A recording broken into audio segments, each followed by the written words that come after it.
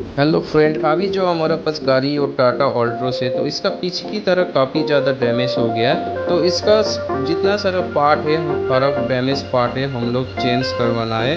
तो हम लोग चेंज करेंगे। चेंज करने में उतना टाइम नहीं लगता है, बॉडी जल्दी बन जाता है। अगर रिपेयर में थोड़ा टाइम ले लेता है, लेकिन चेंजिंग में उतना टाइम नहीं लेता है। चेंजिंग पार्ट में कस्टमर को एक्यूरेट चाहिए, थोड़ा सा भी 19-20 रहेगा तो कस्टमर नहीं लेगा। और रिपेयर में थोड़ा बहुत चल जाता है, कोई दिक्कत नहीं, लेकिन अगर सामान चेंज हो रहा है तो पूरा 100% देना चाहिए। तो पूरा कोशिश करेंगे इसको, गाड़ी को अच्छे से बनाने के लिए।